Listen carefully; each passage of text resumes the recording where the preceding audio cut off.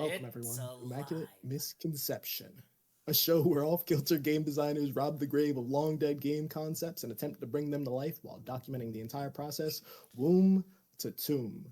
This is your co-host and bone bandit, Wes Franks. And that is your other co host and your resident grave robbing goblin, Quinn Blackwell. We're coming to you live, folks.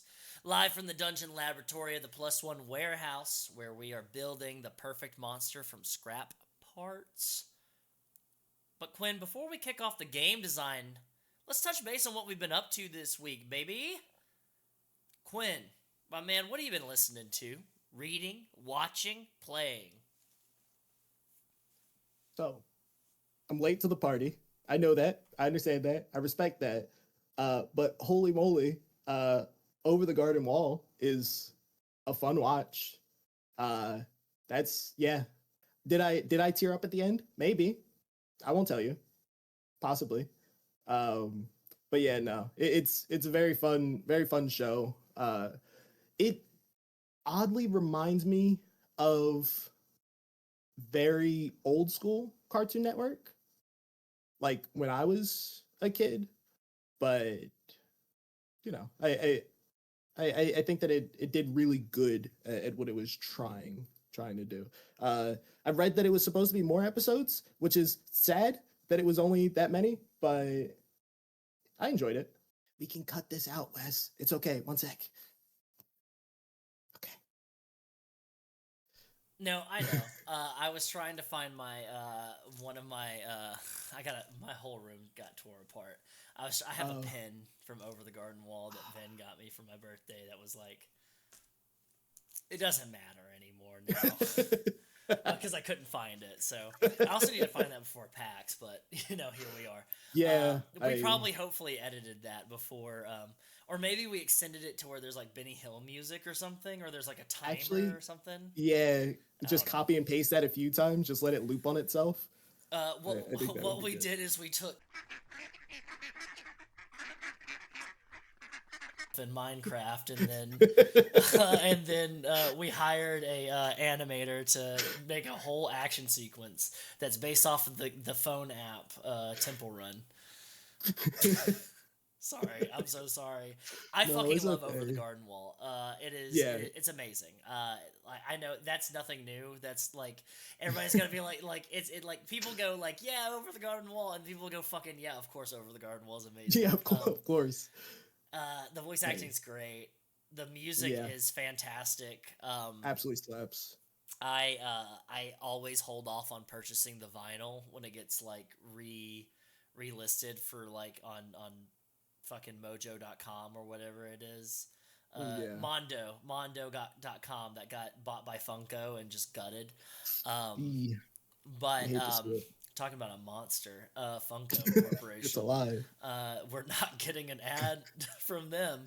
But it's okay. I'll cut around the name specifically. Great. Yeah, bleep it out. Make it very egregious. We're definitely not getting an ad from. Yeah, there you go.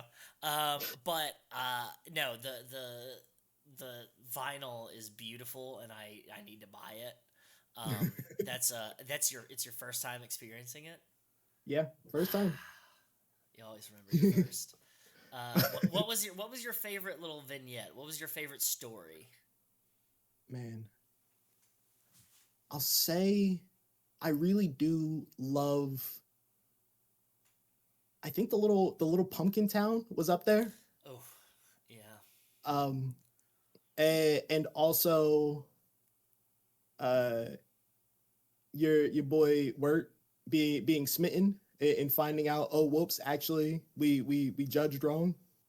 I think those two are up there. Yeah. I am a consummate Highwayman enjoyer. I'm a filthy Highwayman enjoyer. The entire episode is fantastic. Just that back and forth of I'm the Highwayman. Okay. All right. I'm the Highwayman.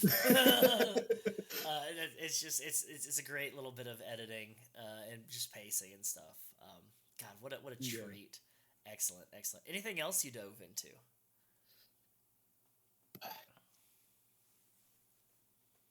No. Fuck. Okay, great. No, all right. I love it. No, yeah, I'll say no. I'll stick with it. Okay, okay. Boom. I Hard respect it. stances. We had Halloween in between our two episodes. Mm, And on that day, I ran a bunch of games, like I always yeah. do. I ran Public Access for you on that Friday, and then I ran Monster Hearts 2 that night with the Whimsy World crew.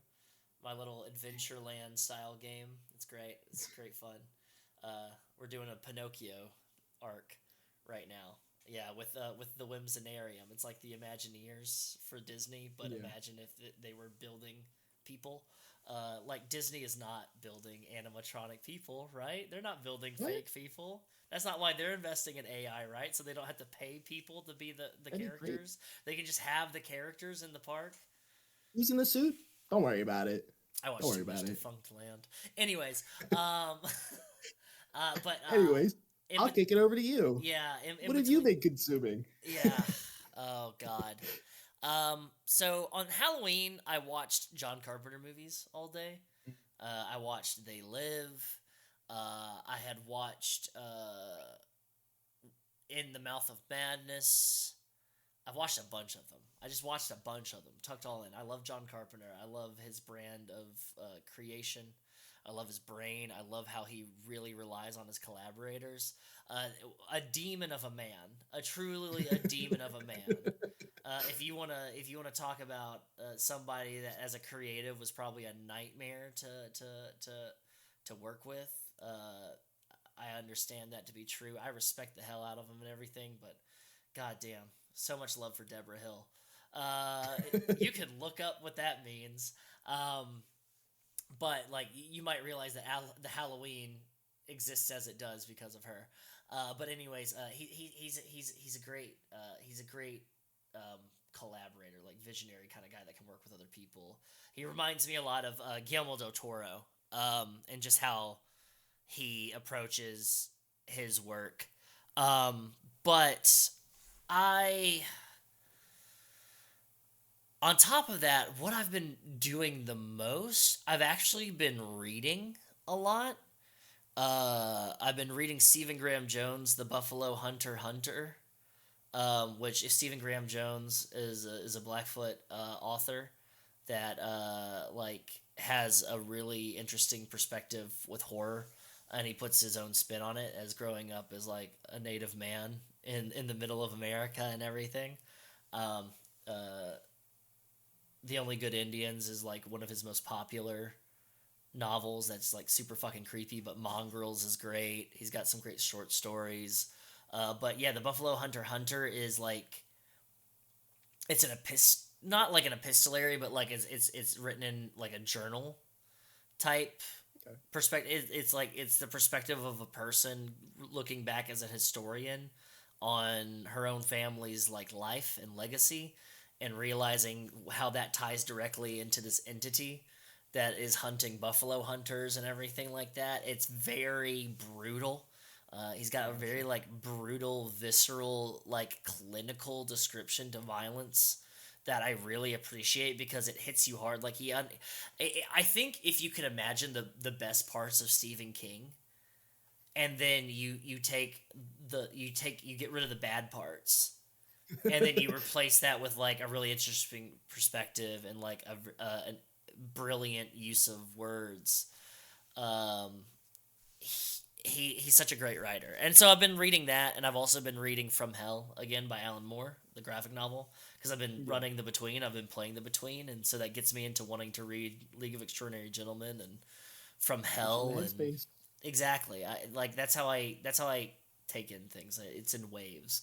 I like everything, but I like some things Everything more all at once. Yeah. That's my brain's like a toy box, and I'm just like fucking pulling shit out, and I'm like, oh, I'll play with this one, and it's like, oh, I'll play with that one, and of course, professional wrestling is a constant. It's a constant, and right now we're in an all-time, once in a generation run with AEW, and I'm not gonna say anything else about the other company, but. AEW is having a great time. Exactly. What other company? CMLL. CMLL. You can go ahead and support Mexican wrestling by watching CMLL. or support some Japanese wrestling. Independent wrestling. If you've got independent wrestling shows, and you probably do in your area, they're probably happening at breweries as we speak while you're watching this. Go hit those up. Go support some small batch independent wrestling. But yeah, that's me. That's me. Nice. Yeah. Yeah. Awesome. So this is normally where we cut from here and would start talking about what we're making. But I want to talk directly to the people watching this. I want to say thank you for coming out, for voting, not only for our silly little thing, but also in the bigger sense, the mayoral and all of the votes that matter a lot right now. And I can hear a lot of people saying that this shouldn't be political, but I think as soon as you get into the concept of creating anything, crafting anything, it becomes political.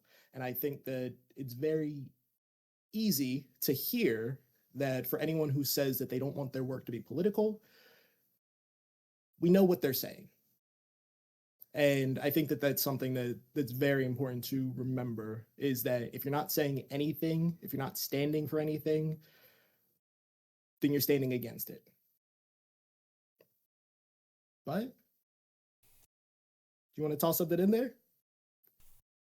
I look forward to you running for mayor of this industry. No, it's great. I fully I support that wholeheartedly. Everything that I make is political. Everything that I make is political. I was watching John Carpenter movies, and everything that he has made is political. There is not a fucking non-political thing in any of his movies. It's wild. Art has always been political and always will be political. Yeah. The idea of creating something is in and of itself political. Yeah, yeah, it is.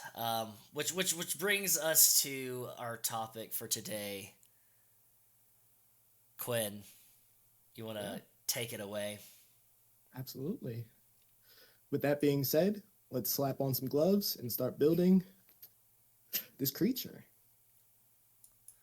I love that you got gloves. I love that you have the gloves. And I will instantly take them off because my hands are soaked. it kind of fucking sucks. Like, as somebody like in Eternity in Jersey City, not to show you how the sausage is made, but like I very much as a decision wanted my character to become a true Nosferatu, to look like a thing, because the whole thing was like, oh, he was a Nosferatu, but he looks like a normal dude, and so he fucking hates himself. And so it's like, oh, I wanted to look like a normal grotesque Nosferatu.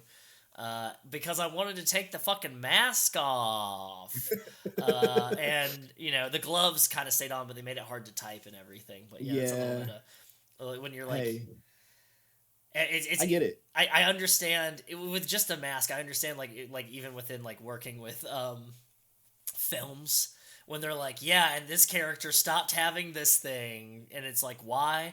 Because the actor got really fucking tired of having that thing around, and so they transformed. Oh no, they've lost their backpack. How? Why? Because it was too heavy to lug around in every scene. Too heavy. It's so heavy. Yeah. Such a heavy backpack.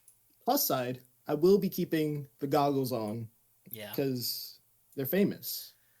It's a vibe. It's a vibe, especially with like Frankenstein hitting Netflix right now, and people are gonna be getting all kinds of horny for Mary Shelley's. We love that SEO. We love it.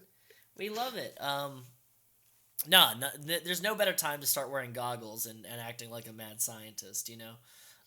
So do it today. That should be a new religion. I think there probably is. Biohacking. Biohacking. Yeah. Okay. Yeah. That already exists. That's you stumbled backwards into it, but you got there. That's I just remembered. I was just like, oh yeah, that's a thing, because you forget that things like that exist. Anyways, we are 16 minutes in. Let's go ahead and only. Let us out of here. Time. We're in hell. No, it's okay. I love this. This is like the first full episode where we're doing stuff. Quinn, I'm gonna go ahead and put up a little bracket here. It's gonna cover my beautiful face because it's just too distracting. Just so we can show the folks at home the tournament bracket for our inaugural Immaculate Misconception, our first concept that we're hitting. Yeah. Now, Quinn, what we see here is a classic sense of hedging your bets, which is I don't think what either one of us expected to happen. I think we both I expected to get swept by you, and you expected it to be pretty neck and neck down the end. But something crazy happened. Not crazy, wild. But on our quarterfinals, Conventum knocked out Torrential, which that was honestly a shock to me. I wholly saw like Torrential pulling through, and it was like neck and neck. It was 50-50 on that one. But Yeah, then Billy in the Twitch chat, his vote Billy in both notched it over. chats. Billy in both chats came through, getting that He vote did. in. Billy. I'm not going to say what everybody voted for because I don't know what everybody voted for, but I do know that that was the one thing, and I think that's pretty He said, interesting. Ken called Um, Billy out by name. I love this bracket stuff. And then on the other heat, so that's heat one. The other heat, it was in one of our servers, neck and neck between Flesh and Bone, your zombie.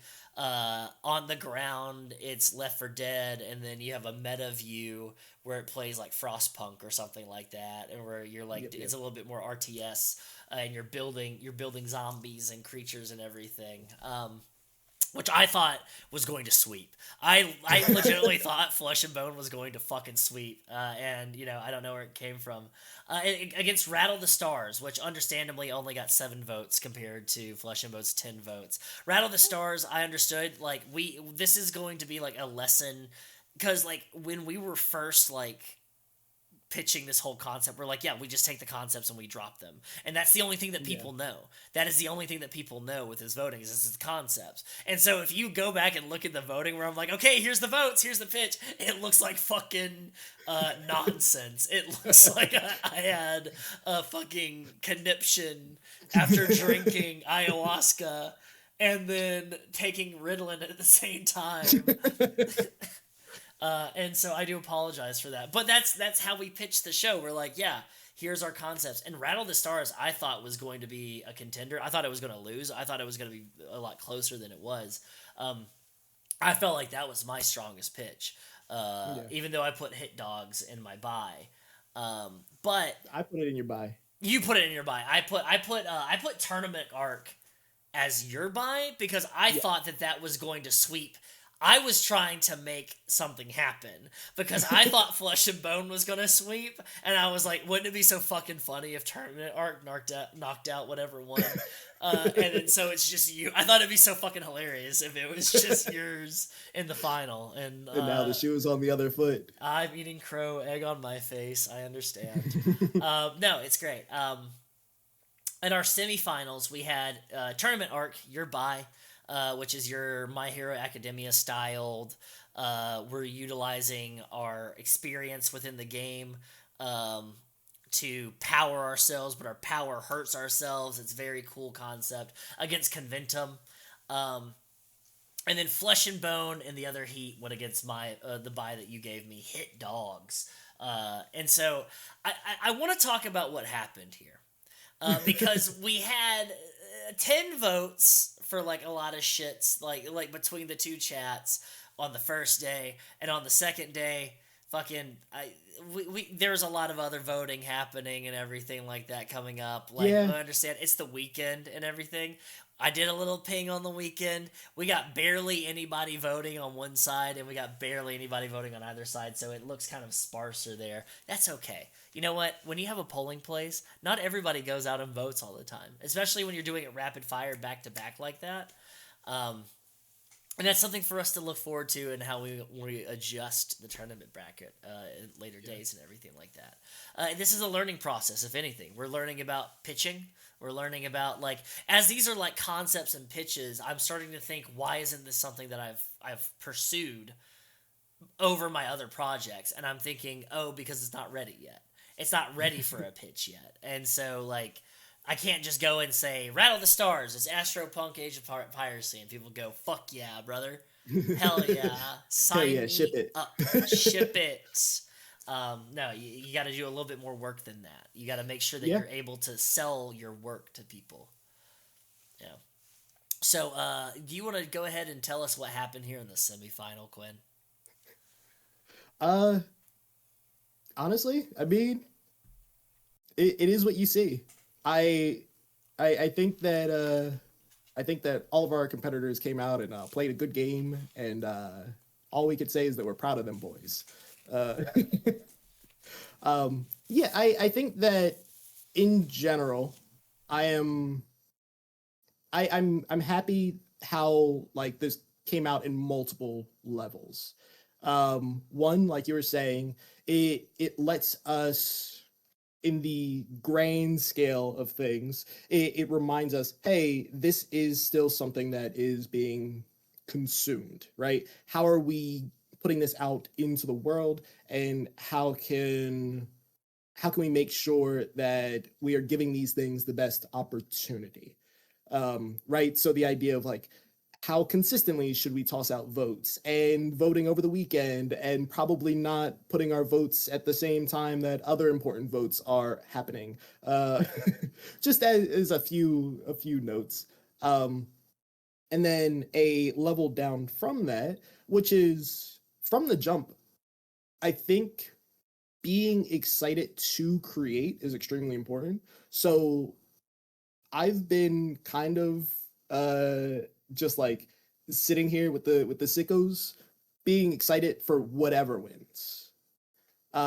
Because I think that all of them can shine. And I think that both of us are excited enough about like whatever ideas we come up with to be able to make something of them. Um, and also on the lowest tier, I get to, if we make a bad thing, I get to just point at you and be like, hey, it wasn't my idea that we made. um, It is, in fact, like it always is, all my fault. That's right, ladies and gentlemen. Blame it all on me. hey, but it was a sweep. It was a sweep, ladies and gentlemen. We have two Wes ideas going into the finals, which we've already had the votes for. And Wes, do you want to tell the people what do you want to tell the people what happened with the finals? It was a fucking tie. It was a fucking tie. It came down to a goddamn fucking tie. And it came down to everything that fucking happened, all this dramatic shit about the sweep and everything. I had to fucking answer all these fucking calls with ESPN. It was fucking stressful. You know how fucking stressful it's been for me? I've got, like, look. Tennis elbow? I've got tennis elbow. Thank you. I'm Yeah, fucking, I got you. Yeah. And so it's like, it's so stressful. You know, it's really stressful being me. And now this is just more stress. Because now we gotta fucking figure out what the fuck we do with a tie. The first one's a fucking tie.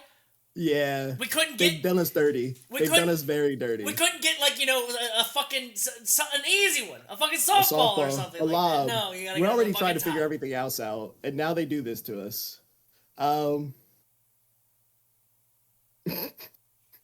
I'm so glad Yeah. we're on one. Because I've been going through fucking hell, alright? And I knew that was a lock. Man. I knew that was a cinch. He fucking got in the bag. I knew it. He fucking was walking away with that. And everybody else was like, oh, I wonder what's going to happen. I'm like, you fucking know. While I'm the other one, I'm dealing with fucking hemorrhoids from hell. I don't have hemorrhoids, but, like, imagine if I did. It's pretty But they fucking would be from stressful. hell. They would be from hell. So, what do we do with this? Is the great question that's on everyone's minds, especially our own. Our own. We pull something from the challenge playbook, like what TJ Lavin says, and that The tennis movie? no, that's Challengers, the challenge. MTV's the challenge, the reality show. Oh, okay. Yeah. I'm with you. TJ Lavin, you know, notoriously hates ties, hates draws. You got to bring your all. There has to be a winner. And so if you that's a stalemate. It's not a tie, it's a stalemate. And so there's a punishment that must be made for that. Typically that means the people that have to make the decision of who they're throwing in, if there's a stalemate between them, they're going in instead. So what we're going to do is we're going to choose one of yours to do it. I've decided I'm going to... No, okay. Like, fuck it. I'm so confused. Yeah. I was like, we didn't talk about anything. Yeah. It's an audible and a half. And so I wanted to I wanted to just make to just kind of showcase different ideas that we could possibly do when it came to a tie, what we're going to do with this and everything. There's of course a coin toss. I can do a coin toss and we can determine whether we're going to do Conventum or we're going to do fucking Hit Dogs. Clearly, this is two different kinds of games for two different kinds of audiences, with the overlap being freaks like me. And I'm awful. Oh, freaks like us. Us. Okay, yeah, freaks like us. Yeah, okay. yeah, freaks like us. And we're awful. We're terrible people. And so we don't want people to be like us. We're Byronian in nature. We're not Byronian. I hope I'm not Byronian in nature. If I am, fucking put me out of my misery now, man. Fucking I'm in the street with my fucking guts out, man. Fucking just stomp on my neck, please. Anyways, but you also had a suggestion for us to find a way to Frankenstein these two together.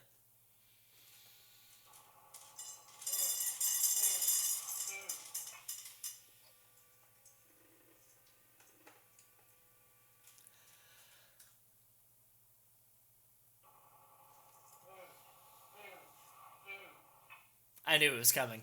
Okay, because I was like 3 o'clock. You're gonna get fed, and I was like, damn. Hopefully, we could be at like a breaking point. Naturally, I was at a natural pause. That's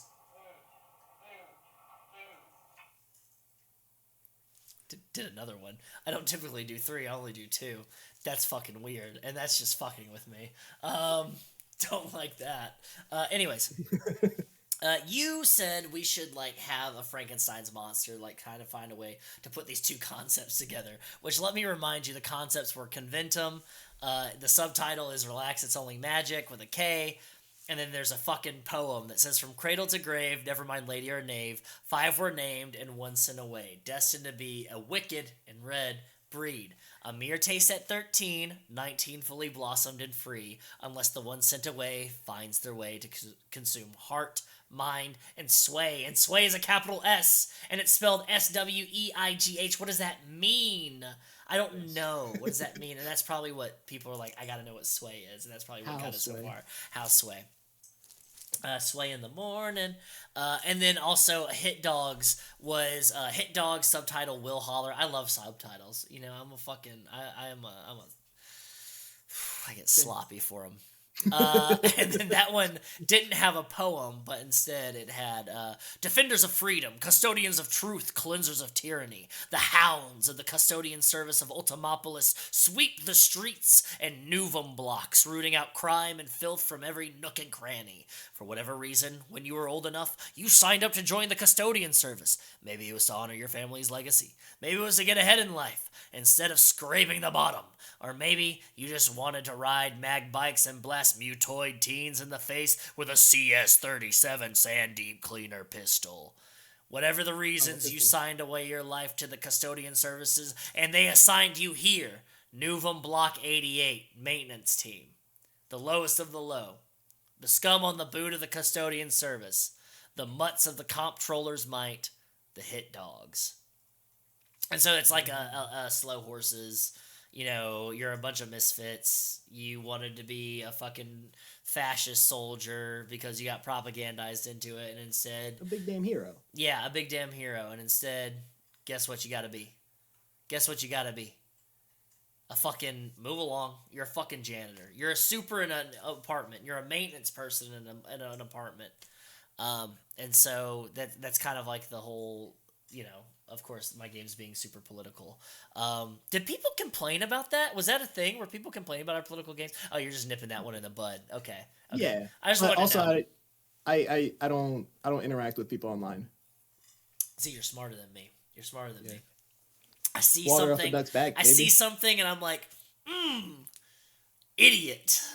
I gotta let them know how much of an idiot they are, and that's a flaw in me. No, I was floppy mouth. I was forged in the minds of, you know, MMOs and, you know, online shooter lobbies and just the general toxicity of that. Mm-hmm. And I'm like, hey, actually I'm good. I feel like I've had a lifetime of people sending me messages about things that they hate without knowing me, and I'm just like, I'm good. And I, on the other hand, am a sensitive little baby, and so, well, a baby must baby. Um, But yeah, just think about it. Like I think my favorite thing is those long, mean comments that they spent so much time and effort on, and then went back over and over again to correct, to make sure that like all of their points were cinched up, so that they could really dunk on you, and you wouldn't be able to be like, ah, but your spelling is wrong, and then you just delete it. Like, that's that powerful. is powerful. That is powerful. See, I just kind of type whatever. It's like an open thought, and I just kind of type, and then I look back at it when I hit send, and I go, what I really wanted to say is, uh, you look like somebody that owns The Wire on DVD box set.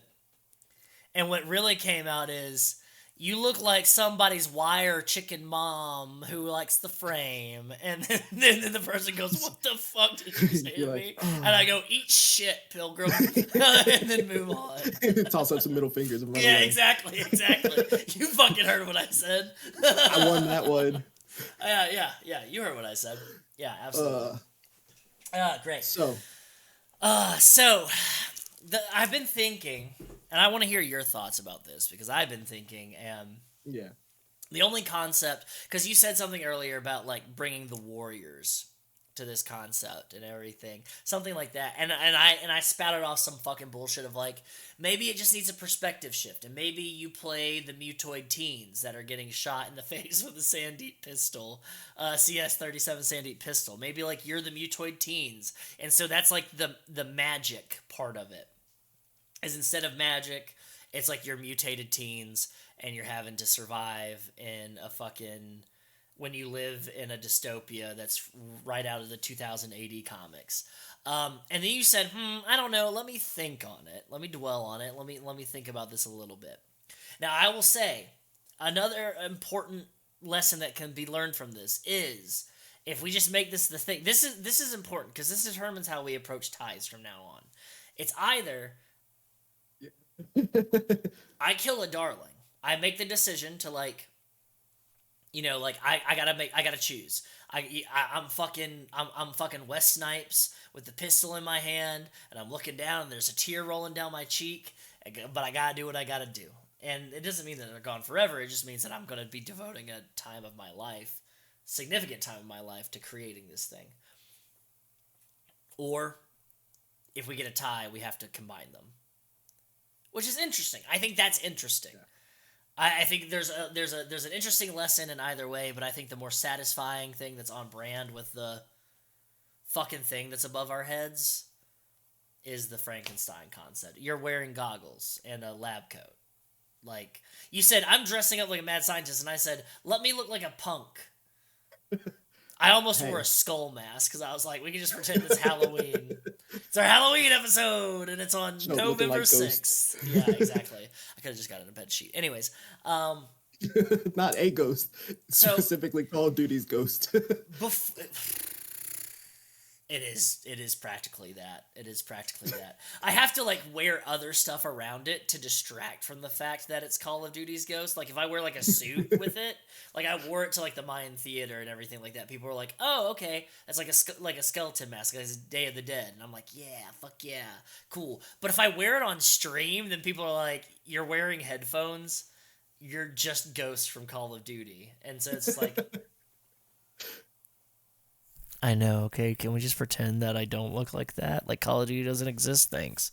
But yeah, no, so I want to hear your process. I want to hear what you're thinking. I want to hear kind of like what's going on through your head. And then I'll make a decision on whether or not I like it. Yeah. Or I just have to make the hard decision. I think that's the choice that we're at right now, and we can even make that a choice. It's a thing. It's like you got to choose. Either the only decision is you have to kill one of them, or you have to chimera, and that's Yeah, killer chimera, baby. Killer chimera. I truly do love the concept of being like, okay, we've made our bed, now we have to lie in it.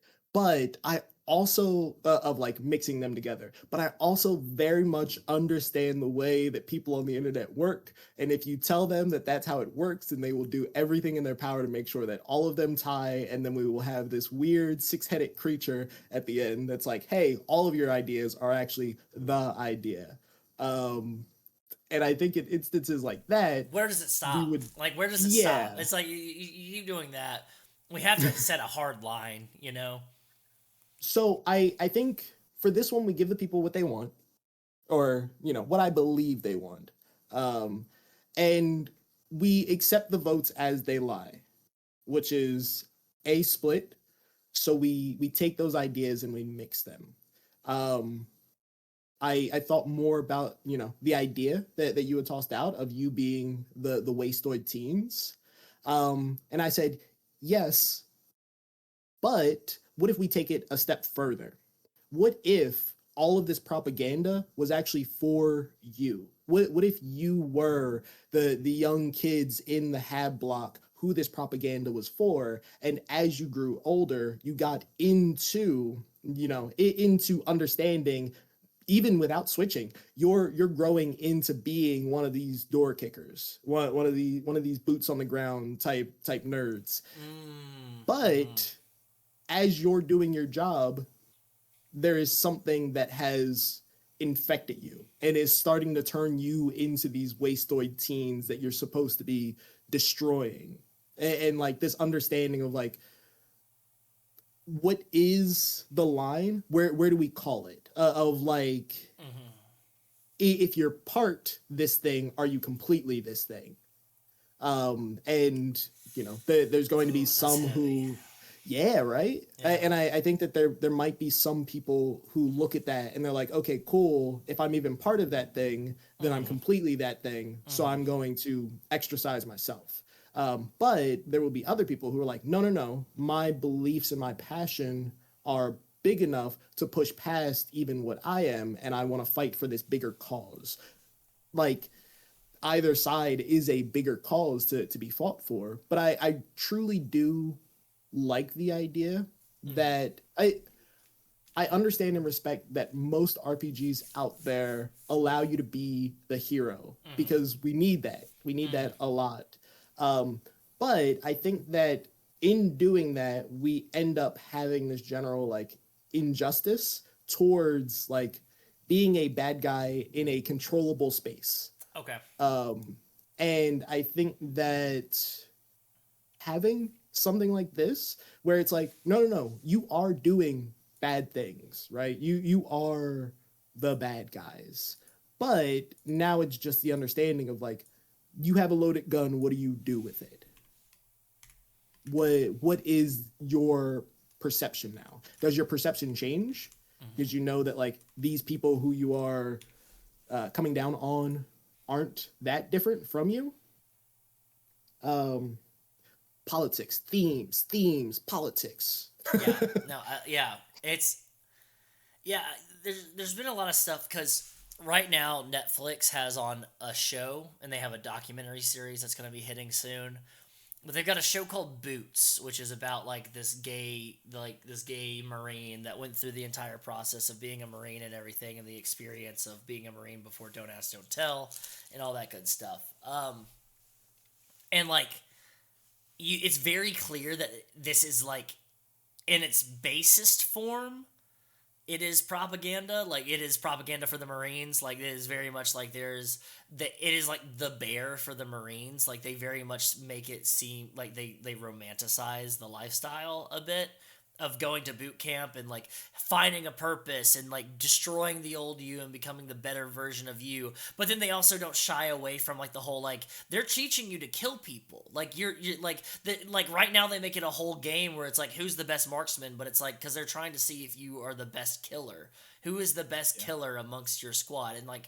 And so like they try to have their cake and eat it too with like this is a critique. But also, since we're taking money from this organization, we have to make it look a certain way. It's like the Transformers movies. Why all the Transformer movies have all these like hero shots of like aircraft carriers and shit like that is because Michael Bay took money from the United States Marines and the Navy and the Air Force and like the government Marvel. Why is Captain Marvel a fucking United States Air Force pilot, and why is it like, let's go girls, we can fucking be stick jockeys up in the fucking sky too?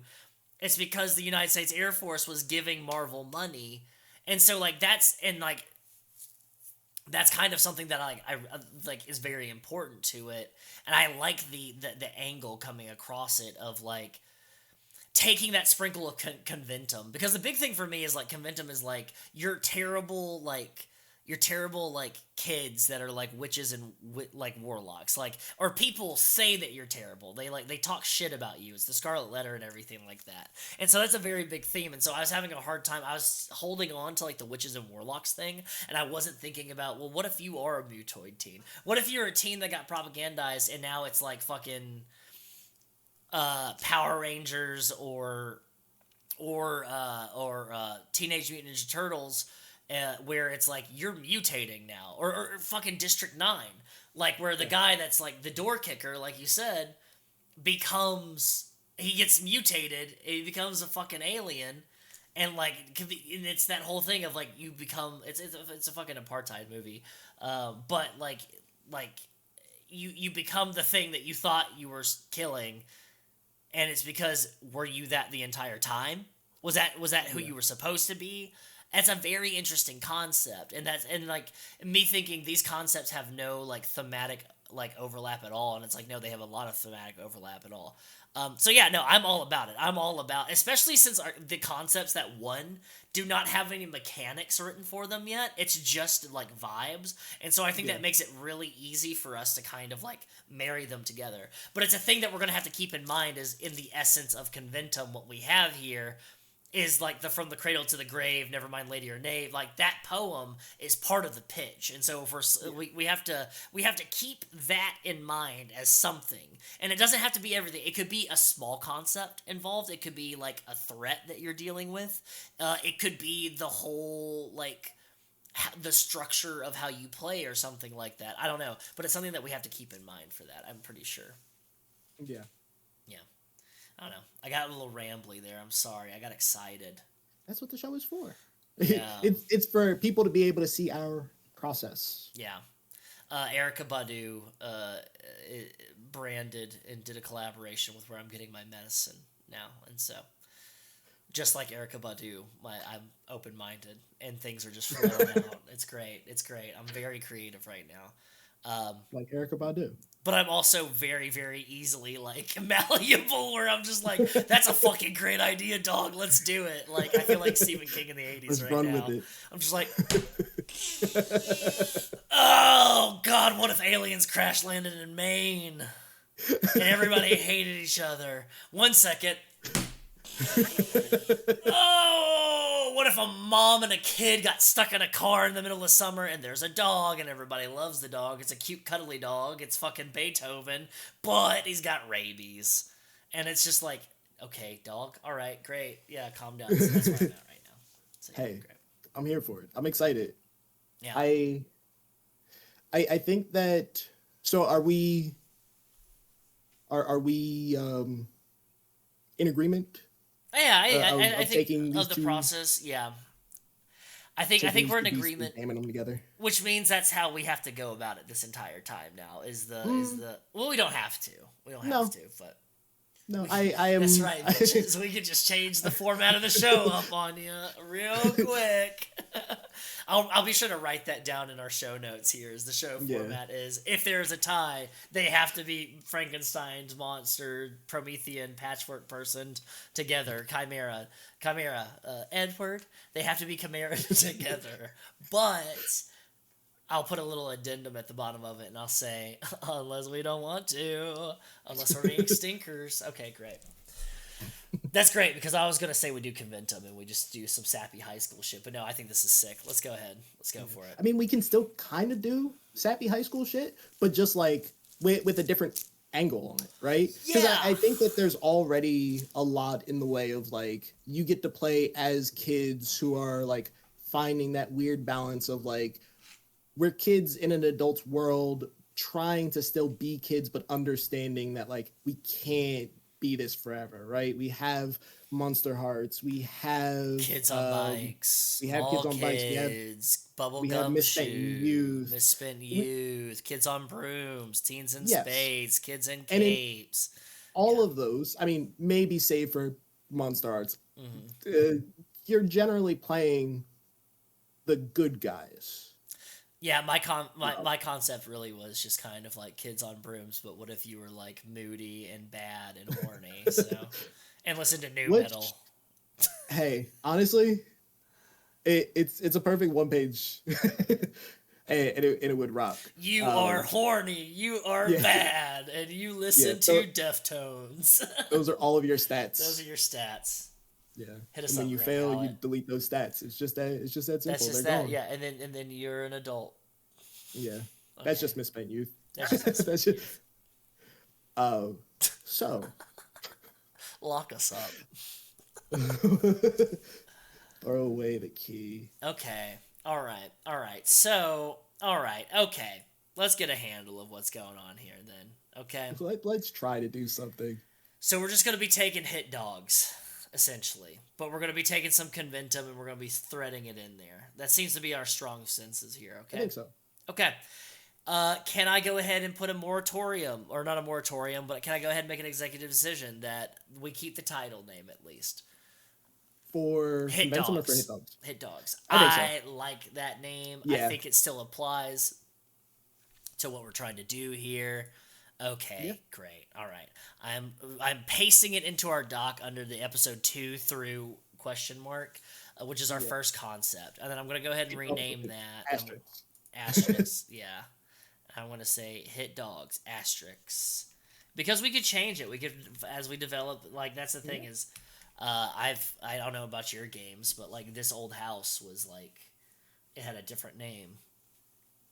Until I thought it was so fucking funny to do an HGTV joke. It is good. It Fucked is good. my SEO, though. Go ahead. Yeah, you hate to see it. I honestly, a lot of my games so far have been damn near got it in one with the placeholders titles. Maybe that's just because the way that I am and I get too married to the idea of it. And I'm just like, no, this is this thing. Why would we name it anything that it's not? So I mean, column A, column B. But in the same sense, perfect batting average, baby. Perfect batting average indeed. By the way, Quinn, I just wanted to say and talk to you for your Zine Club release next year. We're gonna have to change the title because it doesn't flow really well SEO wise. So yeah, we're all about optimization nowadays here at Plus One. Yeah. We're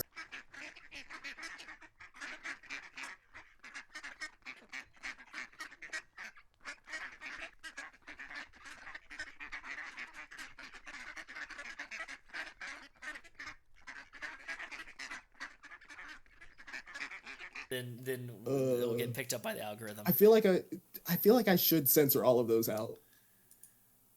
Yeah, you should. Yeah, especially they don't when we get to deserve the our... point where when we start actually having anything. Yeah, I mean, like I'll leave all of this in, but I will bleep out. Just bleep it. It's what I want. It's just a bleep. I gotta have a clip for my. Yeah, I gotta have a clip. I gotta have a clip for when I eventually run for office, and they just get to play that on the news.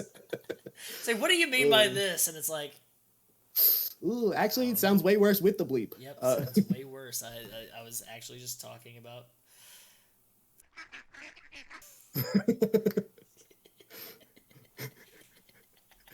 Okay. Let's perfect segue. Perfect segue into our next step here. I went ahead and I went to the big screen. I went to the screen that showcases our dock and everything like that. I'm getting rid of Conventum. That's going back into the pile. Bye, baby. Well, actually, it's not going back into the pile. It's being absorbed. It's being in utero. Perfect. So, let's start talking about our format here. Let's start talking about our outline, because we said in the first episode we're kind of like building this as we go. This is an experiment. This is science. We're putting it together, and that means like most fucking people would come on and be like, okay, so we wrote the sign-ons and the sign-offs, and I said, okay, that's fucking good. All right, we bookmarked it. Okay, we did the George R. Martin method. I fucking I'm holding on by my fucking bootstraps. We did that method, and so we bookmarked it. We know how we start and we know how we end, and now we're just kind of figuring out the stuff in the middle. We've got our clay to mold, though. And so now I think we kind of have to figure out, like... Because when I was there, I was like, yeah, I guess we outlined the book, and I'm like, we don't even know what the fucking book looks like. Like, how do we take this concept... So that's the thing, is, like, this concept that we have here. It's like, you play Mutoid Teens, and then you get conscripted, or not conscripted, but you get propagandized into, or recruited, be all that you can be. You get recruited into joining the custodian service of Ultimopolis, which you join the Hounds, which is what they're called, because hit dogs, hounds. Why are there the Hounds of the custodian service? Because there needed to be dogs, a dog motif. That's why. Because they got that dog in them. That's how Fiend works, you fucking idiot. You go, this is a thing that showed up, and it's showing up again in a different form to make you think about it again. Theme. There Parallels. You go. Consistency. Enjoy your fucking English degree. I'm sorry. Oh no. I know. Direct shots fired. I know. Blah, blah, blah. I'm sorry. Please don't hit me with your English degrees. I'm sorry.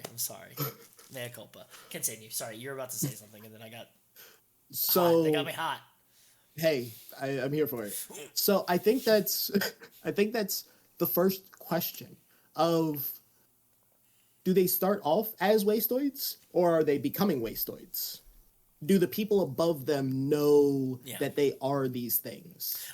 Are we going to call them wastoids instead of mutoids, by the way? I wrote mutoids, but I am liking wastoids the more you say wastoids. My brain has just been kind of latched to it, so I think that's what it is. That's what it is. We didn't murder a darling, we killed it. And blast wastoid teens in the face with a CS-37 Sandeep cleaner pistol. We have to have that involved somehow as well. A wastoid. Okay, so I don't think you start as wastoid teens. I don't think it's like, because I don't think you would have been accepted if you were a wastoid teen. I don't think you would have been accepted in the service. Though that is to say, if they meet a fellow, hound that is a wastoid in the line of duty, that starts asking questions, because it's like, oh, I thought wastoids weren't allowed in here. Is that something that we want to do? We want to say there's no wastoids in the custodian service, or there's wastoids in the custodian service, but they get looked down upon? I almost like the idea of there being this like regime to it, of like there being no wastoids in the hit dogs or in the hounds or anything along those lines. It's kind of like the guy from Guatemala signing up for ICE that was in the ICE ads and everything like that, where he's like, I'm an American citizen and I'm doing my part, and it's like, brother. I think you missed the memo. That. Yeah, I think you missed the memo. Yeah. But I think that, because then we can play around with the idea of like what happens when you start turning, when you become more visibly noticeable as one of these things that you're supposed to be, enemies with, mortal enemies. Where, again, it's one of those weird things where, has anyone ever seen a wastoid teen? Like, we continue to send people out there with guns to do things, but when they come back, if they come back, like what comes back is like that thought process. But I feel like a lot of people who work in the Habs, specifically like the bottom rung, the dogs, the hounds, I very much like their job being like, cool, you keep everything nice and clean here while the actual fighters are out driving their mag bikes, shooting wastoid teens in the face with a CS-37 Sandeep cleaner pistol. Absolutely. Yep. You get it. Yeah. Type shit. Judge Dredd type shit. Okay. Great. No, I like that. No, I agree with you. Because it's kind of like theater in that way. Like when you're in high school and you do theater, and then you kiss your first boy for the first time, and then you're like, oh no, is this turning me gay? And then you start looking back and you're like, oh, maybe I was gay the entire time because this is just putting Or some things that happened to me when I was a kid, a younger yeah, kid in perspective. Who knows? yeah. Or Or that's like a complete like, oh, wait a second. No, it's just for the part. Everything that I did before was just a separate thing. mask. This is a Yeah. mask. This is a Okay, got it. Yeah, yeah, So it really like yeah. it's that question of like who do you become as you hit this age? See, we're getting. I say that just because we have to weave the themes of Conventum into this, and so Hey, honestly, being I gay think because of that theater is a major part. Now, I can imagine being a warlock in high school is you're like, oh God, I fucking we did Romeo and Juliet, and I kissed fucking Gregory Calhoun, and I think I like dudes and chicks now. There's non-binary people now. Fuck. oh no. Wait, hold on. I didn't know that was possible. Oh, my mom, my parents are gonna be so mad at me. Yeah, Yeah. dang it. Dang it. Okay, great. So yeah, okay, I like that. Okay, that's just make theme, Yeah. or dramatic irony, whatever. Fuck it, I don't know. English degree people, you Yeah. know. Tell it. Say it in the chat. Say it in the comment Yeah, right now. yeah. Say below whatever the fucking literary device I'm using right now, and below the comments. Fucking, I don't know. Great. I'm a writer. Yeah, big same. Anyways, moving on. Okay, cool. So we're in agreement about that. We're in agreement that it's like you play teens that got recruited into the custodian services hounds, and now because of a job or something that happened, you got put into Yeah. this hab block, and being put into this hab block, and it can even be like the inciting incident, no matter what happens, you got into the sewers of this place and something got on you or something happened to you, to all of you, that you're now Yeah. mutating. But you're mutating in different ways. And I guess that's the advancement system. Are we going to have like two branches? Do you want to have two different skill trees? We have the hound tree, and then we've got the wastoid tree. And so it's like each level up you can choose either or. And so it can make this weird like double helix thing. Yeah. Okay. So I should be writing this down. it's okay. We're recording it, so we can always watch it back. Oh shit, you're right. Yeah. So something that actually, something that's kicking around in there is thinking about the thought of like two sides to the same coin, Oh yeah. right? How do you gamify that? And I think that something like Honey Heist has already done it extremely well, where it's like you have your two extremes, Yeah. and you're playing this game of trying to dance between the two of them, Yeah. because too extreme one way is bad, too extreme the other way is also bad. Mhm. But Honey Heist is very much designed to be a one shot, or like a side quest per se, of like a few sessions. Yeah. What if there was a way to take that concept, that idea, and like expand it out so that it was like campaignable, so that there is this balance, this back and forth, of trying to figure out like who you are, but the things that you do like during each session, they basically give you experience points in one way or the other way, or even a like end of game phase of like, where do you sit on the track, like Yeah. which direction do you sit more in. Cool, you get experience points towards that then. So you have this exploration of like, I see myself turning more wastoid as the game is going on. Am I going to make this hard pivot to be like, no, I'm actively going to make sure that I'm doing things like as a hound, Yeah. like, and focusing on like my duties as a hound, and basically removing like the personal aspect from it, right? Because Yeah.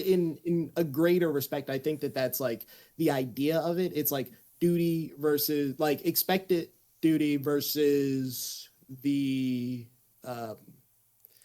versus your personal extra like moral code, like your fucking out, moral code. yeah, Yeah, yeah, outwards like versus inwards. it's what's lawful and what's right.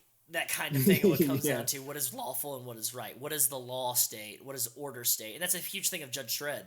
Is I yeah, am the law. I am judge, jury, and executioner. There's laws that have been written in this world, and I am the deliverer of that. Like yeah, in that, like I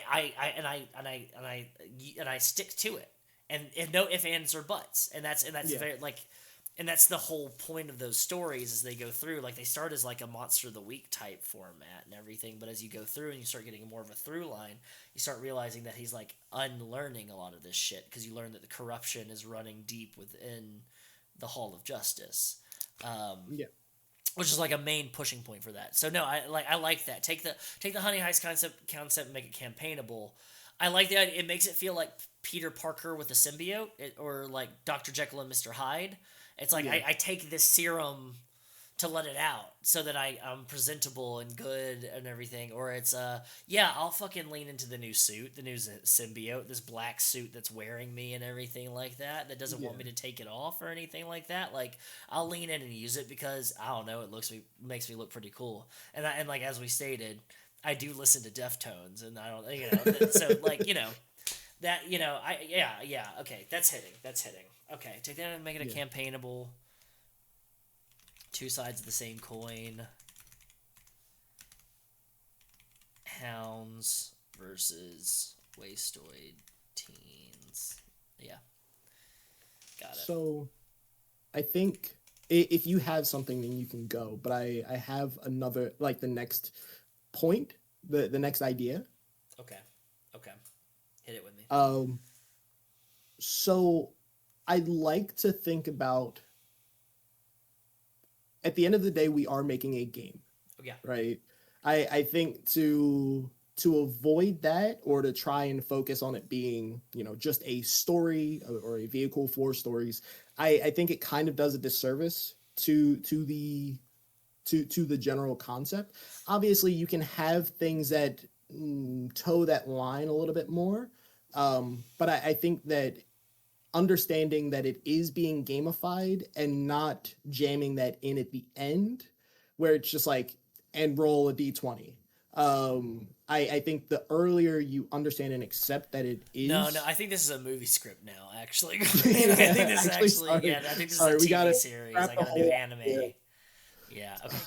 Hey, Carry it's on. Ted. Carry on. But We got to think of mechanics. We have to make sure that we have mechanics. yeah, We will be spouting some of the ethos of the Franks School of Brutalist Game Design, where nothing matters but mechanics here.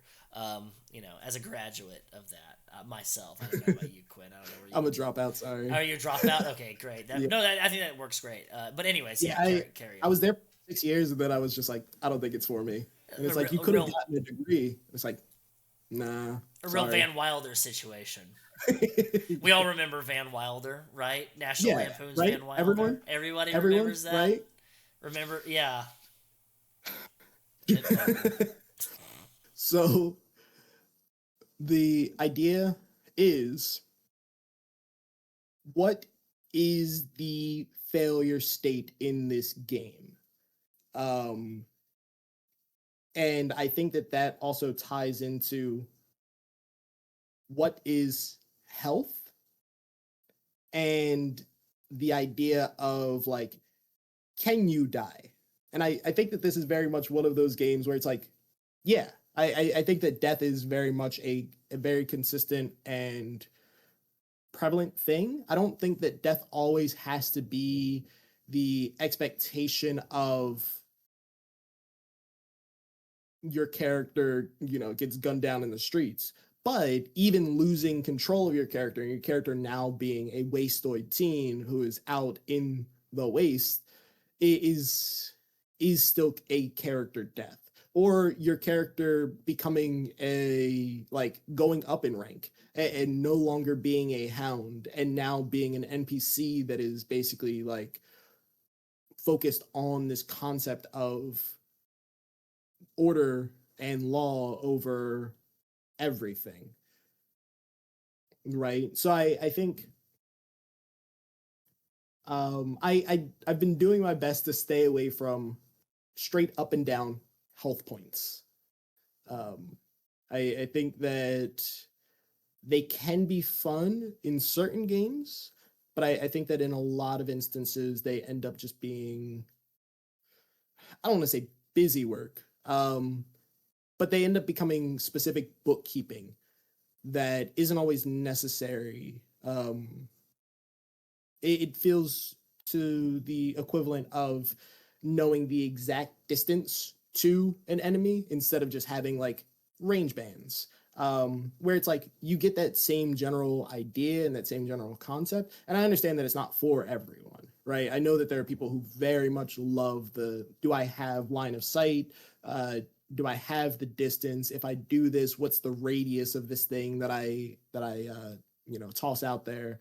Uh, and the such. But I think that for me anyway, I like to focus a lot more in the theater of the mind and the narrative vibe of it.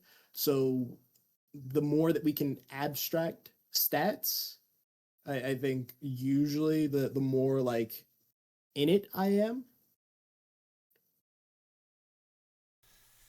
Yeah, I was, because I was thinking something similar, but I was thinking it from the point of like your health is also like your dice or like whatever resolution system we use, whether it's like tokens or it's like cards or whatever. I want to stay away from tumbling towers. I swear to fucking god. Um, it's fun and it can be a fun thing and it's fun for like solo journaling games, but this doesn't feel like a solo journaling game. I mean, like I said at the top, it feels like Teenage Mutant Ninja Turtles. We're all Yeah. mutating in different ways and everything. But like I like the idea of like you start with a dice pool of like between the two things, and if you like act like you can swap it back and forth like in Honey Heist or whatever, but like you can also add to it. Like there's like upgrades. It's like if you do something exemplary, you can add to your pool, but if you like Yeah. you can also like sacrifice a part of your pool to bump up your result or something like that. Like I like that as a concept. Yeah. Whatever it may be. Yeah. I think another thing that is very important to remember is that mechanics and narrative should not be fighting for like the limelight or for the space. The more that they can Yeah. meet each other and like even overlap with each other, the more that they both like flourish. Yeah. So I think almost in that sense it's more enticing to focus on to focus on the okay I the gears are turning. I can see it. I can see it. I can see it. Yeah, so I like the idea of the dice pool like growing and shrinking as you play, you being able to like burn dice to basically be like, hey, this is a guaranteed success or something along those lines, but it's also taking them out of your total dice pool when you roll further. um it's very reminiscent of, I'm not going to remember the name of the game now that I started talking about it. I can look it up. What am I doing? I could just, I'm just going to look for it and then I'll just edit There this we out go. and then come back into it. Hell yeah. Uh, Edit this part out. But yeah, leave it. But this leave it. part. This Hey, part. hey, this part. This part. Wait, Armello. Ah, beautiful, beautiful, beautiful, beautiful. Armello is the game. Armello. Armello. Hey, this is the end of the part where you can clip it. You can put it back after this part. This part right here. Come back. Come back now. This part right here. This right here.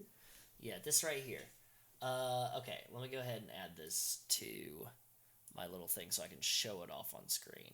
Yeah. Boop. Yeah. Okay. So it's very reminiscent of Armello,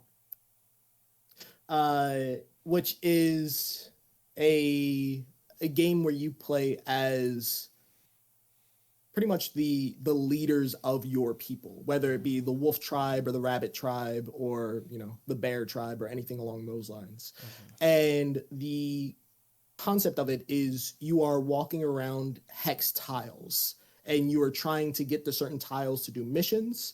And along the way, you will stumble on loot. You will stumble on people to help you. And you will stumble on like magic spells. And all of these things do different things and require different stats for you to have. But if you ever walk into the same spot as another creature, whether that be one of the King's Guard or one of the other players, you end up having to fight with them. And in order to fight with them, you have your dice pool, and your dice pool is determined by the items that you have, by like if you have more curse than the person that you're fighting against, any armor that you have, any spells that you want to cast, things along those lines.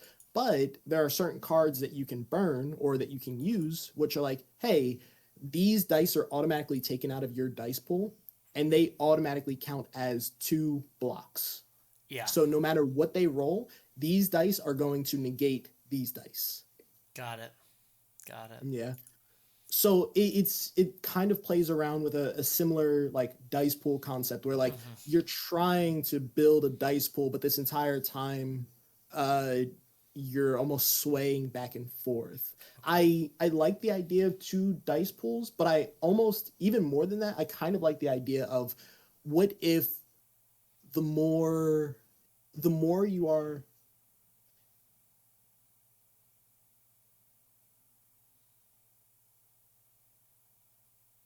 Yeah. Okay. This is why I love pre-recorded stuff, because you get to see all this stuff. You get to see everything right here. You get to see how the sausage is made, literally.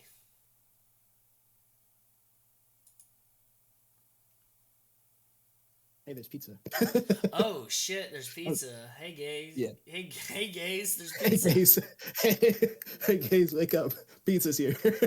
Hey gays, wake up, it's pizza time. It's pizza time. Hey yo. It's okay. Pizza can wait. Okay. Hey, pizza. Me, back here. This point. Right here. We're back. I didn't tell you to my bad. That's it's on all me. good, but we're back now. Oh shit. Wait, what was I talking about? We're talking about the dice how pools. Okay. the dice pool and how girl workers are going to overthrow girl bosses. But most importantly, how the dice pool is going to work. So the dice pool that I'm thinking about is like, what if instead of it being 2 competing dice pools, what if the more that you work towards being a good hound, the more it gives you dice and already like predetermined dice, right? So like you are good at doing this job, at going in, at kicking down doors, at getting, wastoids out of here, and like handling whatever you need to do. Yeah, like you're good. You like if you're better at evictions, or this is getting into dystopic territory. But this is kind of like my brain process for Come On In. Yeah, this is kind of you're getting to see how I worked with Come On In, because a lot of people when they hear about it, they're like, a cop game, and it's like, well, yeah, that's the point. It's a political game. But like with this, like how good you are at evictions, or like, are you a better janitor? Do you get like cleaning up messes, or like dealing with like complaints, like rowdies. Noise complaints and rallies and everything like that, or I said rowdies, but rowdies also work. Or rallies. God, I want a milkshake. Or like people that are soliciting while they're busking, or they're soliciting on or even indoctrinating other people into this recruitment. Is because all of these are huge. different like tiers to it. And I like the idea of like you get to become the big damn heroes, even though you're like the runt of the litter, even though you're pups. I like the idea that you get more dice and your dice do very specific and powerful things. But if you go more down the wastoid direction, I think that it eats away at your dice pool. Yeah. So you have less overall dice that you can roll, Mhm. but you also have maybe abilities or things that you can like do during turns. So like uh it depends on like how dice game we want to make this, right? Because if we want to make it like very dice game, then we could go in the angle of like a dice masters type vibe, where that's the Yu-Gi-Oh dice game. In Yeah. case if you didn't know, Yeah. Yeah. I'm talking to the beautiful people at home as well. Ritual deck But now for the yeah, plus one EXP. uh, It's a plug. it's a plug. Caught you. But I think that that concept is you are building a bag of dice and you pull dice out every turn, and the dice have different symbols on them, and whenever you buy one of the cards you get the dice for those cards. So if you're buying the Spider-Man set, you get Spider-Man dice, and if you're buying the Green Lantern set, you get Green Lantern dice, and if you're buying the Teen Titans set, you get, you know, Green Lantern, you get Teen Titan dice. um but I like, obviously I'm not a huge fan of being like, ah, yes, you have to buy specifically our dice in order to play this game. Mhm. But I do like the concept of there being stranger dice that don't always give you exactly what you want, right? Like it's not just a number ticks up, higher number, better number. Like I really do have such a big problem with the Star Wars dice. Um, but The Fantasy Flight, like fucking yeah, special dice that you can only get with us and everything like that. Yeah. yeah. But like it is triggering something in my brain, of like there's something there and it can be done well. Mm-hmm. Like it can be done that in a way that isn't as, I'm gonna say predatory, but Yeah. Yeah. I'm like not fully out of frame, but I was like, let me get into my leaning thinking mode here, where I just like throw this thing into lowrider mode real quick. Um, I do like what you say there because, like, yeah, if you lean into, I like the idea of like, so let's say for example, all the standard dice rolls are made with d6s. It's a d6 pool. It can be whatever yeah, dice pool that we want. If we're doing a dice pool, it can be whatever dice we want it to be. Like Fairy Tale Lane's gonna have d8s, and people are like, "Why d8s?" And it's like because they look like jewels, and I just affect the whole successes rate. It's we can talk about it another time. But anyways, for this, like I like the idea of it's like yeah, we have a dice pool, d6s for instance. But if you use a certain wastoid school of magic, for lack of a better term, a wastoid mutation track or something like that, where it's like, oh, I'm doing something that uses like tricks people's brains, or I do something that makes me stronger, or I do something that makes me invisible, or something like that. Like, I take away as many dice as the maneuver tells me to, but I get to roll that gene's die. So we could make it where it's like all the basic dice moves are made with d4s. It's the tiny dice, right? But yeah, if you do a certain mutation with say strength or like bulwark or making you like yourself stronger or something like that, you have to take away two of your d4s, but you get to roll a d12. Like it's like that kind of thing, that trade-off of like that's the risk of using your abilities, for lack of a better term, in public. yeah. Uh, Do be, we? Oh, you're good. yeah, that's just where I was spinning off. Do we what? Do we like the idea of dice removal being a like permanent thing, or do we want it to be a like scene to scene type thing where you're pretty much incentivized to like blow the stacks almost? I like the idea of like it could be like, and it could even be a thing where think of like the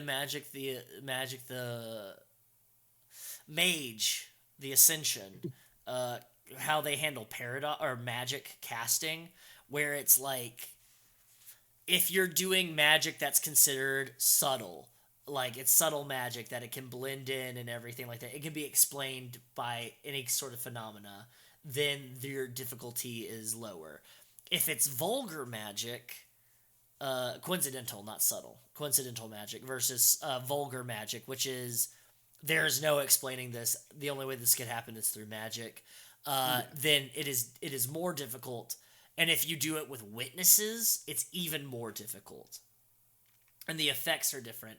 And that's something that you could probably translate into where it's like if you're using a fucking wastoid power without being seen, there's nobody around except for you, or like somebody that knows already that you're a wastoid and they can't do anything about it, like your fellow teammates or, or a family member or something like that. Yeah. Or someone that you have blackmail on. That kind of thing, yeah. Yeah. Then, like, and there's like all those kind of special, like, do this except for this, or this. The exceptions to the rule, literally, exceptions to the rule, that's what that's called, Wes.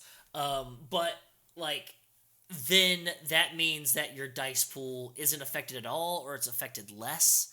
But if you're doing something out in the open where you could be caught, where there are witnesses around, then yeah, you take away more dice. I don't like the idea of it being permanent. I like that feels very OSR to me. It is very OSR code. Where it's like usually you get worse though if you do it. You get worse and you die. And it's like, okay, yeah, that's one way. That is a way to handle that mechanic. But I feel like if we're wanting this to be a campaign type shit game, and that's the thing is we can throw that in of like if you want to make it less than a campaign game, you want to make it a deadlier game. It's a permanent removal. Or you can do it where it refreshes in between each session, or it refreshes between each rest period, that sort of thing. However you want. If we end up doing a phase structure, there's something that I have in Salt the Earth that I really enjoy, which is coming to +1 EXP soon. Boom, boom, boom! Plugs caught you again. So. So in that game, you're pretty much constantly hemorrhaging health. You're always on the back foot. It is very OSR coded. But in order to level up, you have to like get your ass beat. But the thought process that I have is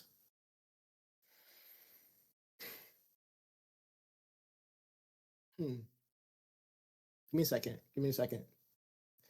And this is the beauty of it, right? Because there are instances where my brain is like, here's the perfect tangent. This is how I'm going to get to this thing. And then it's gone. But specifically before that, we were talking about we were talking about the dice pools and using them in a OSR, like the idea of losing them forever is an OSR type vibe. That's what it was. So you got there. Hey, I got back. So you were saying the idea of what if like ending the phase or resting is what heals you. In Salt the Earth, there's a caveat that specifies that you have to rest in a place where you feel like you are safe. If you don't feel like you can rest well, then it doesn't heal you. Because you're basically expecting someone to get you with like the entire night or whenever you're resting. So I kind of like playing around with that idea as well. Obviously, it's a little finicky depending on the person who's running the game, and it can be kind of abused in certain instances where it's like, please, we just want to rest. And it's like, aha, and bandits jump out of the bushes. And it's just like, and none of you got a full rest because you fought all night. And I don't like, that's not really the point of interest to me, but more so just like, if you are going out and it's like, hey, we're doing a stakeout type thing. If you fall asleep during that, that is not peaceful or restful or anything along those lines. So regaining points during that doesn't really seem to make it as much sense as being like, ah, yes, I'm back in my home with my doors locked and Yeah. I think it ultimately depends on how much we want to like it depends on how much we want to make this a narrative or mechanical experience. I think is like, do we want this to be close to a board game so OSR and war game nerds think that it's actually worth paying attention to? Or do we want to make this a more narrative experience so that, all of us woke lefties that love our solo journaling games and our fucking belonging outside belonging games and everything think that it's worth examining or even playing, or do we try to hit it down the middle? Because, like in the words of Disney CEO Bob Iger, our country has drifted away from the ideals of the moderate position, the centrist position. What are you thinking? What are you thinking? When it comes to because I think that better help us formulate how this is going to interact wholly, is if we're making this like a mixed narrative mechanical experience, or if this is just like fucking, yeah brother, here's some plot hooks and then here's some fucking tables and here's some fucking shit and then put it out there, or this is every time you fire a bullet, narrate something from your past, kind of thing. And that's not to bemoan those styles of play. I fucking people are gonna clip this out of context and they're gonna say fucking Wes is an asshole, and it's like, yeah, I am. Hey, don't clip this. Don't clip this. Don't clip this. Don't clip this. Don't clip this. But if you do, it's fine. I can defend myself. I'm a grown person. But yeah, I don't want to ramble anymore. No, I think that it's very important to strike this early and to find that point of okay, where do the mechanics lie? Where does the narrative lie? Is the narrative the mechanics? Are you just talking at each other? Is this more of a writer's room? Or so I think that with the world that we're putting together, it feels like it makes more sense to float a little closer towards OSR, just a touch. Where okay. I'm listening. So the way that I kind of look at them is and again, everyone's view and perception of what isn't is always going to be up in the air. We'll have great scholars debating about it in the annals of history far into the future when we're dust. But I think that if I were to try and put it succinctly, when I think of OSR, I think of something that is more punishing. When I think of something that is more narrative, even if a instance is your character dies, I think that you still get the opportunity to have a swan song, to have a send-off, and to have it be something of a little bit more of a fanfare, as opposed to in a lot of OSR and OSR adjacent things, which again, I'm not speaking for all OSR because I don't know all OSR. But the stuff that I do know from that space is very much just cool, that's it, right? Next. You're in a line and it's just this is the thing, and then that's what it is. Yeah, what do you and do? the next one is going to be dispensed. And I think that okay, here's where it is. Have you played Void Bastards? Yeah, I fucking love Void Bastards. Yeah. So I think that having something that is a rogue like as opposed to a rogue light. We're in the fucking weeds now, people. Yeah, buckle the fuck up. We're here for 2 more hours. I think I need to explain the difference really quick. You don't got to, but you can. No. I got this. I'll be nice and succinct. Rogue is an old game. No one played it. Anyone who says that they played it didn't actually play it. It's an old game. It's a cool game, but the core premise of it is that when you die, you start over fresh with nothing, right? It's a dungeon delving game with ASCII art and all of the such. But that concept of taking a dungeon or a run over and over again, and when you die, you come all the way back, is where we get the idea of rogue. Oh no, I'm a fake fan. Is where we get the idea of rogue likes, Like, They are because similar they are to like rogue. yeah, Um, and then rogue but lights. Go ahead. yeah, so rogue lights, Lite, is the idea that it takes ideas from rogue, which is that when you die, you restart. But when you restart, it isn't as brutal, so you get something to basically bring back as like a meta currency or as like knowledge or a resource. Think Hades. Hades. Yeah, exactly. You all know Hades, you little freaks. I Come see on what you now. post on the internet. Yeah, but anything that has a system where like you have to restart from like the beginning or the first level, but you get more upgrades or you get a currency that you get to spend or even just like more story is revealed as you play along, then that is more in the vein towards what Void Bastards is. See, we got back there. And in Void Bastards, it's very dismal. It's space. You are just a, you're a barcode, pretty much. And whenever you die in a run, then you are taken and cremated, and a new tube of goo is emptied out into a suit, and that is now you. So this concept of like there is this almost like automation, like factory conveyor belt of like, cool, if you die, we have plenty more behind you to take your spot. Um, and everyone else who's back there is excited and chomping at the bit to be in your spot, no matter how bad it actually is, or no matter how much you tell them, hey, you don't actually want this thing.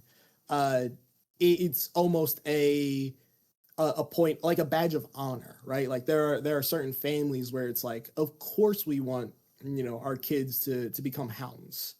Like it's just like their father was a hound, and their fathers before them was a hound as well. Um, so I think that it almost has this like OSR vibe to it, of like you are on a treadmill of death. But I think that we can bring it back a little bit more towards the narrative, because like personally, I don't like, if all I know about a character is like their name and their stats, I don't care about the character. That means nothing to me, right? It feels like the equivalent of playing a game in the arcade versus playing a game at home. At any point in time, the arcade machine, like wherever you're playing it, can be unplugged and all the high scores can be gone. But if I'm playing at home, like I know like what games I have, and like I still have my saves and things along those lines. So Absolutely. it makes a lot more sense to me to have characters that I can care about, uh, which I think is kind of a little bit of a callback to the fact that like death does not mean dying And yeah, in like you're just getting ttrpgs especially. replaced. Yeah. Yeah, But yeah. I also like the idea of like, what if the mutations, like further mutations, is death? Like the more you become this thing, the less you are you, and the easier it is for other people to find out what you're like pretending you're not. Yeah, I think we're actually heading to the same direction here, because what you said awoken something in my brain, and correct me if I'm wrong, because you might be thinking about something even better than that, and I'm fucking out here just grasping for straws, but I feel like Car from Brindlewood is roguelite. No, but like you could have approached Crafted. are the mutations are that's death. Whoa, sorry, I'm getting all kinds of jittery on my camera, and it's bad, and we gotta fix it. But like with God damn it. Okay, whatever. It's fine. Whatever. With the idea of like you as you mark, I'm thinking of CFB. I'm thinking of the keys. I'm thinking of the mask. I'm thinking of the branches. For each one you mark, that is your health tracker, and you get something cool with it. But you're one step closer to death because you become a wastoid teen, and then so you get kicked out, and then you become a bad guy, and the MP. And that's the thing is. There was 5 and now there's 4 and 1 comes back and everything like that. What if think of the Nemesis system from Shadow of Mordor or or Shadow of War. Yeah. Everything that you die, your wastoid teen that either dies or if they don't die, because you can choose to be like, oh, they just died there, or I mark another fucking thing. Because if they get to the end of their tracker, they become an enemy that you have to deal with later on down the line. How does that sound? Yeah. Yeah. And also, WB, you can't come for us. You can't come for us. It's different. It's different. It's different. Also, TTRPGs aren't games. It's not video games. It's different. I'm sorry, it doesn't work. When I said what I said, they're not games. They're not games. They're art. Yeah, there we go. Is that the fucking thing? Is that the meta right now? Is that what we're arguing about right now on the fucking internet? Is games? I don't know. Art? Like I said earlier, you're not in it. You're not in the weeds. Okay. Yeah. Okay. No, I like that. Off a Dutch back. So is that something that we want to solidify? Is that it's like health is your wastoid mutation. Each one you mark, you receive cool thing, but you are closer to becoming a wastoid. That's a little weird freak. And thus an enemy you must deal with down the line. Cool. Boom. Cool. Perfect. All right. So, something that I like to do when I have an idea that I like, and I know that some people that I've worked with don't like this concept at all, because it is very much like, okay, then what do we just do everything for? But we save here, right? Like we take this and we're like, cool, this is the idea. But what happens if we then take a step back to like the beginning and just take a glance over like everything of like, okay, what if this were a card game? What if this didn't have dice? What if the focus was more towards like X, Y, or Z, right? Like I think still keeping within the general scope of what we've put down of like you are still hounds, you are still like the misspent youth title drop at like going into this service that you've been indoctrinated into, but basically just being able to like take a step back and see if there's anything else, because I think that at this point it's very easy for that ball to start rolling and for it to be like, oh, okay, we're making this thing specifically, whereas like there could have been other ideas, and I'm not saying that like the idea that we have isn't the idea, but just to leave room for it. How do we make it Balatro?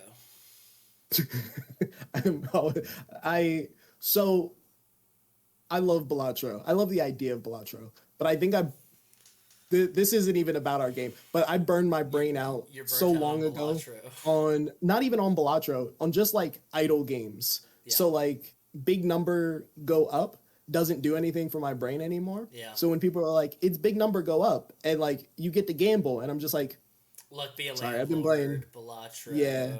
I've been playing Cookie Clicker since I was a wee kid. My brain is cooked. Don't let the the ADD medication get you down there, kids. You are not a slave to it. It is a tool. Okay, cool. Yeah, I like that idea. Yeah, because I was kind of thinking earnestly is like, what about that dice pool thing? But what if you're making it like, say, the blackjack rules, where you have to hit a certain target or whatever, and you accumulate a hand, right? Mhm. And you look through your hand and you see what combinations of 2 cards you can play. But then some mutations let you play 4 cards. Some let you play some let you play multiple more than 2 cards. Some let you mulligan and get a whole new hand. Some let you like have 2 wild cards where you get to choose which numbers there are, because if you have like a double suit or something like that, then something happens. That is something that has come across my brain in this time when we were thinking about what like is this a dice game? Is this a card game?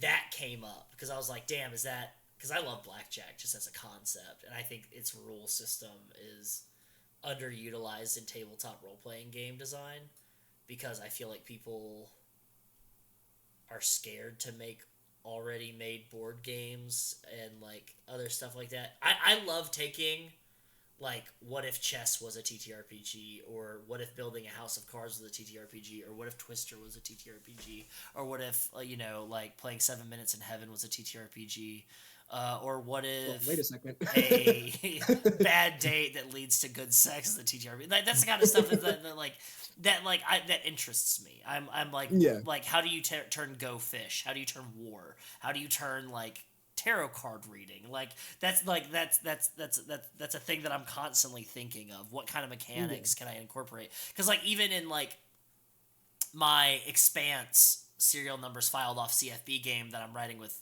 Daniel Qualls, The Verge, one of the playbooks is called The Dreamer, and it's somebody that was born on the space station the game takes place on. And so they're a mechanic, they're a worker, they're just like a manual laborer. And so what is their main mechanic?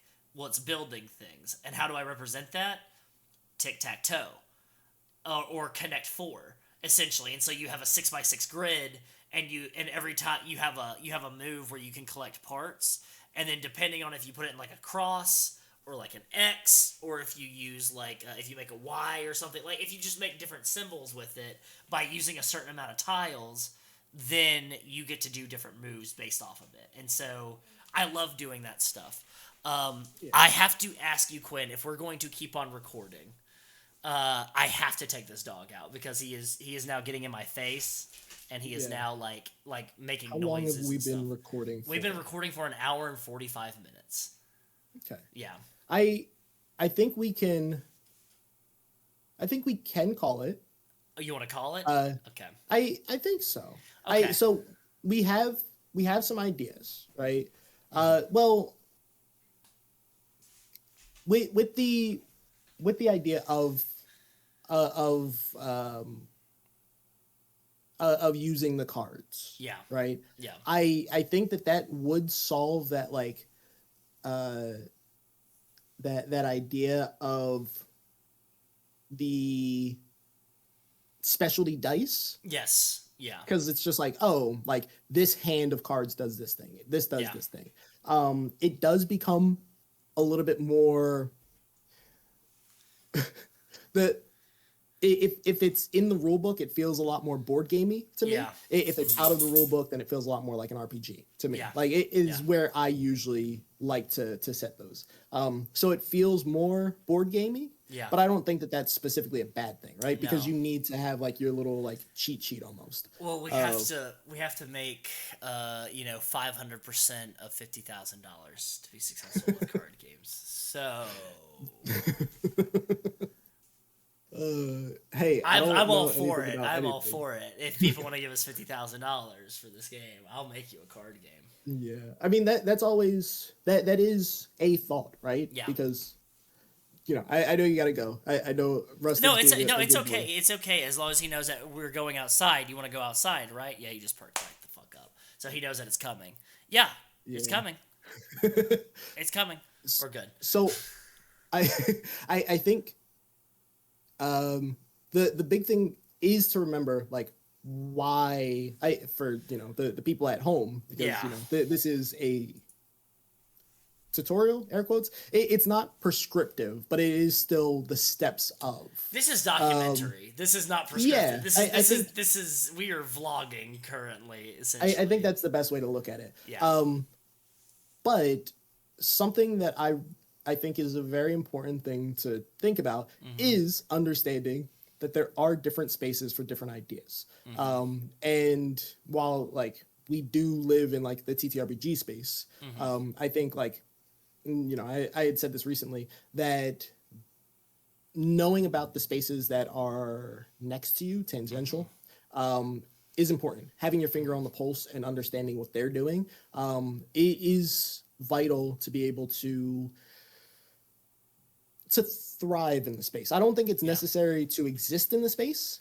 Mm-hmm. But I think that if you're looking to make this into something that's more than just a hobby or a once off, then being able to know what's happening around you Yeah. because everything takes inspiration from everything else, especially things that are outside of those things. And those are some of the best things, right? If you're making movies and the only inspiration you have is other movies, Yeah. then you will very much be in a small scope. But if you're taking inspiration from, art magazines, and if you're taking inspiration from video games, and if Mm-hmm. you're taking inspiration from spoken word and all of these other things, Mm-hmm. then it gives you a different perspective, a different angle that is a wider lens to take things in from. Yeah. Um, Yeah. I really just want to make something where people can just check out and play on their phone while they listen to us, and then we just monetize the videos for ad revenue. No, I'm kidding. No, but it's like, yeah, it's intentional because like it's keeping us honest about the process, but b, it's showcasing the process, and I want yeah, people to see that the process is like this. Including the dog wanting to go outside is part of the process. I can't tell you yeah, how many times I've been sitting here and I got into a flow, Dracula flow or otherwise, and I'm riffing. It happened this morning. I'm fucking riffing. I'm fucking hitting it. I'm hitting strides on this on my game 86 that I'm trying to get ready for Zine Club in February. That's coming up right now. yeah. And I think and I pushed it back. Actually, I pushed it back with you to release with you. I think actually so. Or I don't know. I don't know what the release cadence looks like right now. My brain is scattered, but like it's. I was getting a flow going, and I just have to write 30 more prompts, and I'm done, and I can turn it in. And this boy comes up and he's like, "Hey, can we go outside?" And I'm like, "Fuck, yeah." And the thing is, if I try to write while I'm like walking him, then he gets into stuff because I'm on my Yeah. phone and I'm trying, and then I bump into somebody, I trip and fall and roll my ankle. It's so that's part of it. You get interrupted. You get into a flow. But no, I agree with you. I think maybe we should like sit and think about some stuff. I like the card concept. Dice are always gonna work for me. Yeah, because We everyone has dice, especially like the people that we are, you know, pushing this towards yeah already have like, especially if it's d6s, right? Like, yeah. here's a fistful of d6s. That's your dice pool. Mm-hmm. You have it, right? Mm-hmm. If we Same. make it diceless, Spencer Campbell likes us more.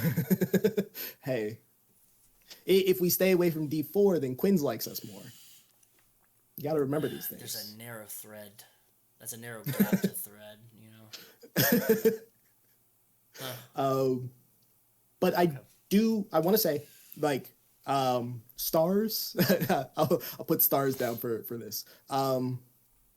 I love mutations Yeah. in games, Yeah. especially when it is just like where it isn't a negative Mm-hmm. mutation, but it is like this thing is obvious and you have changed Yeah. and you aren't changing back, but just understand that like narratively, this thing is now with you. Mm-hmm. Um, and I think like all flesh must be eaten. Blood Bowl, the Mm-hmm. the Vigi game. Yeah. Um, I don't really play the board game. Sorry, but the digital version of Mm-hmm. Blood Bowl is like that. That's very much my jam. Of like, as you level up, you become mutated, and these are like your power ups, Yeah. right? Yeah. So being able to XCOM 2. XCOM 2 got into yes, that. Yeah. yeah.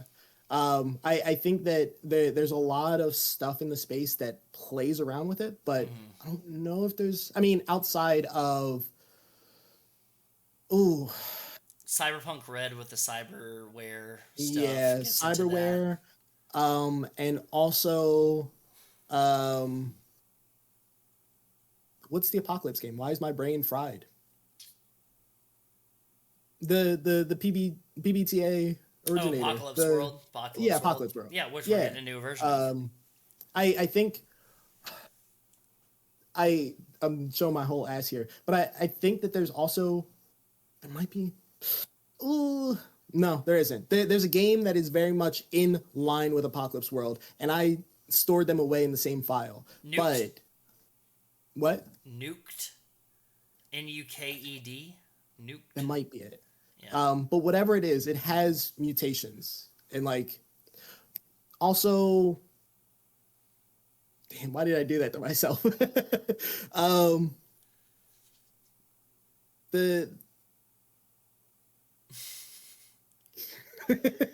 what you wanted to say is Monster Hearts 2 is what you're wanting to say. Yeah, Monster Hearts. Absolutely, always. It always goes back to Monster Hearts. The RPG.